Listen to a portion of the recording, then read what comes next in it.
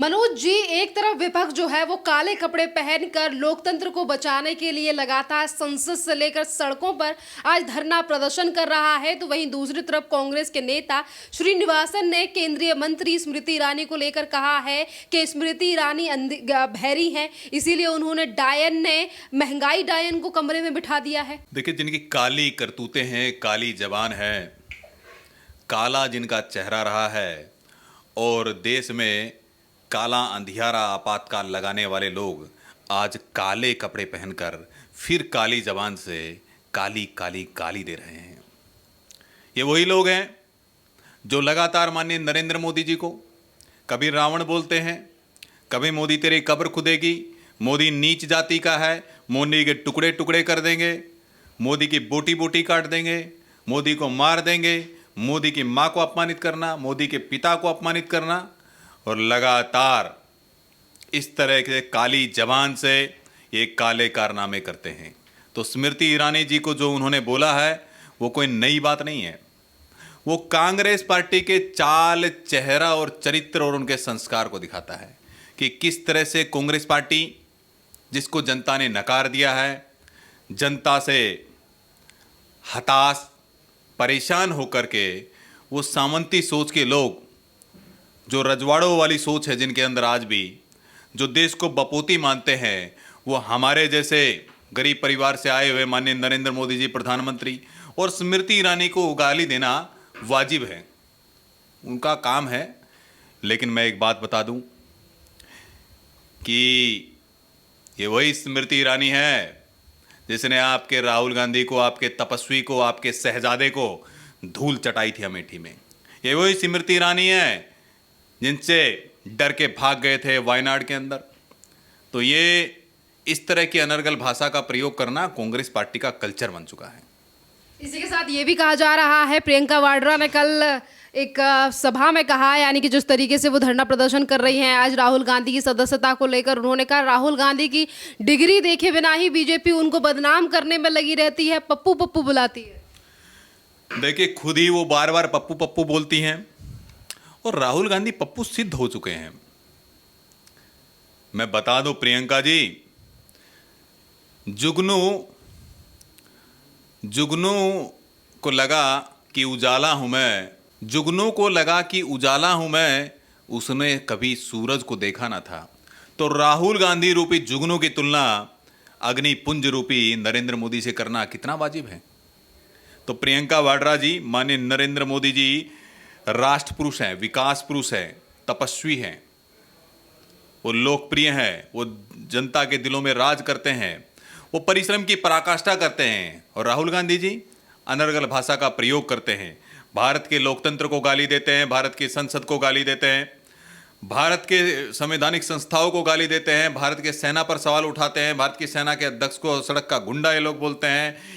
और ये लोग उन विदेशी आक्रांताओं को, उन विदेशी ताकतों को जिन्होंने भारत पर 200 साल शासन किया अंग्रेजों ने, जिन ताकतों से भारत को स्वतंत्रता दिलाई उन शहीदों ने, उनका अपमान करने वो लंदन पहुंच जाते हैं और बोलते हैं कि आप आइए हमारे देश के अंदर, दोबारा से कब्जा कीजिए, हमारा देश का लोकतंत्र खतरे में है।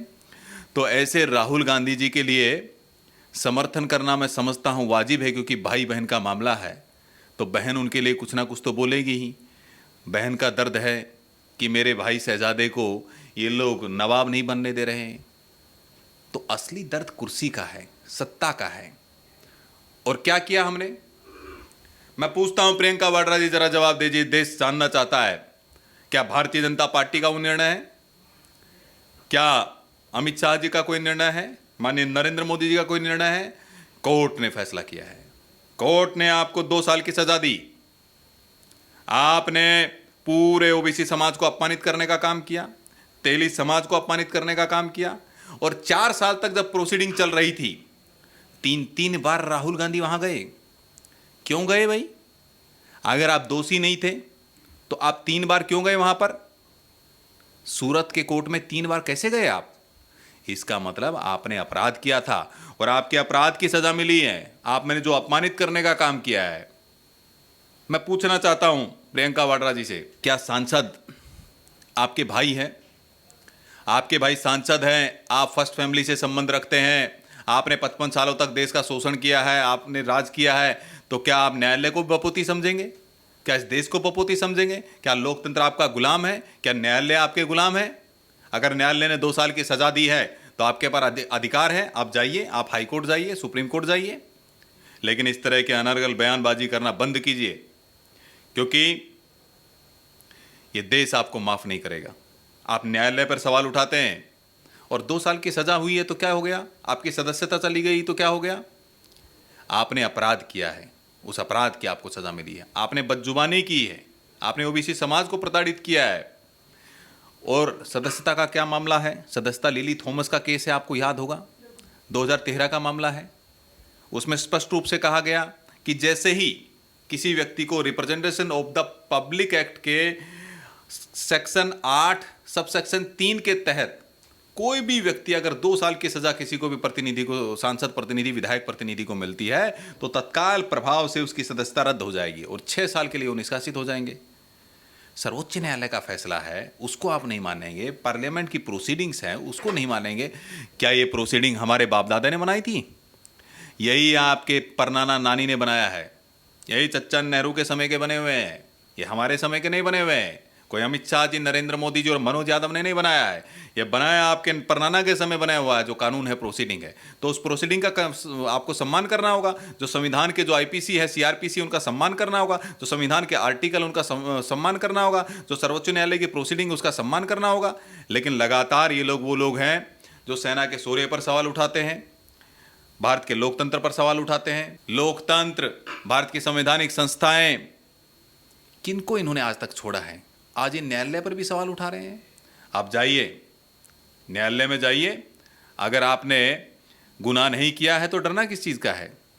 लेकिन इस काली जुबान से जो देश का अपमान कर रहे हैं आप, इस काली जुबान से जनता का जो अपमान कर रहे हैं, इस काली जुबान से शहीदों का अपमान कर रहे हैं, इस काली जुबान से नरेंद्र मोदी जी का अपमान करते हैं, इस काली जुबान से लोकतंत्र का अपमान करते हैं, इस काली जुबान से संसद का अपमान करते हैं, इस काली जुबान से आप बार बार संवैधानिक संस्थाओं का अपमान करते हैं, इस काली जुबान से सेना के शौर्य पर सवाल उठाते हैं, इस काली जुबान से आप लगातार सेना अध्यक्ष को सड़क का गुंडा बोलते हैं, काली जुबान से सर्जिकल स्ट्राइक पर सवाल उठाते हैं, काली जुबान से एयर स्ट्राइक पर सवाल उठाते हैं, लगातार काली जुबान से पाकिस्तान परस्ती करते हैं आप। काली के साथ जितनी भी विपक्षी पार्टियां आज जो काले कपड़े पहनकर विरोध कर रही हैं, वो ये कह रही हैं कि हम राहुल गांधी की सदस्यता को लेकर ये बयानबाजी या फिर प्रदर्शन नहीं कर रहे हैं, हम देश के लोकतंत्र को बचाने का प्रयास कर रहे हैं। और यही बात दिल्ली के मुख्यमंत्री की तरफ से भी कही गई। देखिए, जितने ये विपक्षी लोग हैं जो काला कपड़ा पहन करके घूम रहे हैं, ये भी वही लोग हैं, इनके काले काले कारनामे हैं। 2 भारत रत्न बोले कि हमारे एक ऐसे मंत्री हैं जिनको भारत रत्न दे दीजिए, वो जेल में है। एक मंत्री ऐसा है जो 8 महीने से जेल में है। इनके एक और भ्रष्टाचार के रत्न हैं जो विजय सिंघला थे पंजाब में स्वास्थ्य मंत्री, वो बर्खास्त हो गए हैं। सोमनाथ भारती बर्खास्त हो गए, जितेंद्र तोमर बर्खास्त हुए। तो एक लंबी फहरिस्त है। मनीष सिसोदिया देखिए जेल के अंदर है। ये काले काले कारनामे करने वाले लोग, काली काली शराब बेच करके इन्होंने काले काले कारनामे किए और काला धन इकट्ठा करने का काम किया। जनता के खून पसीने की जो सफेद कमाई थी, उनको इन्होंने अपनी काली काली तिजोरियों में काले काले कारनामे करके 144 करोड़ रुपए लेने का काम किया। और ये जितने ये जो लोग महाठगबंधन बनाने का काम कर रहे हैं, ये वही लोग हैं जो काले काले कारनामों में फंसे हुए हैं। ये इसीलिए काले कपड़े पहन करके आ रहे हैं।